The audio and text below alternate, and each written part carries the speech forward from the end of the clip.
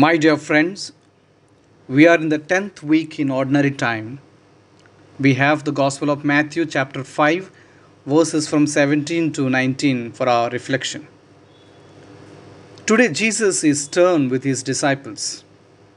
He tells them that he has not come to abolish the law or the prophets. Rather, he has come to fulfill their prophecy. He emphatically tells his disciples that until the earth and heaven pass away, not even a part of a letter of law will pass from the law until all things have taken place.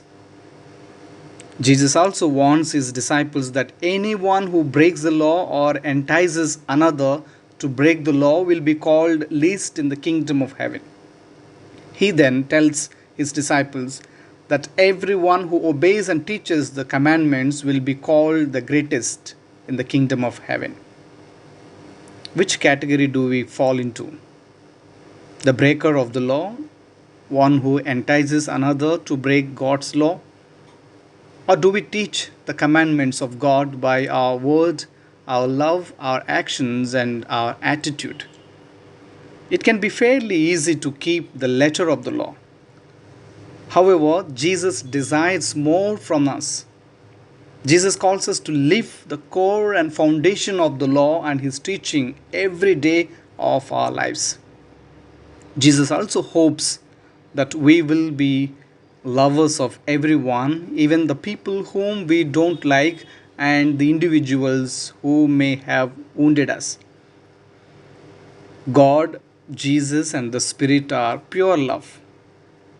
Love is the law and the gift that we are called to live and to share.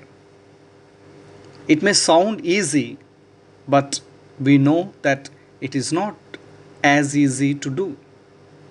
Love is difficult and it may be very painful at times. Yet, love is the greatest gift to receive and a tremendous gift to give. Yes, my friends, we need law to keep our world somewhat in order. However, we cannot live a full and satisfying life without love. Love is what gives life meaning.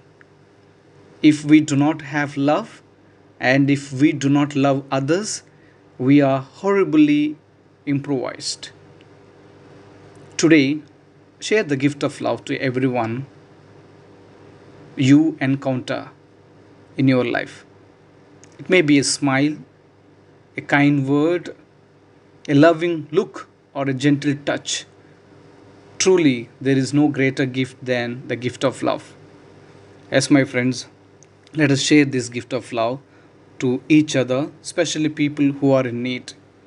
I know most of you are venturing into today's activities. May God bless all your efforts to help others and to love others. May God bless you, bless all of you, and keep you safe and sound. In the name of the Father, and of the Son, and of the Holy Spirit.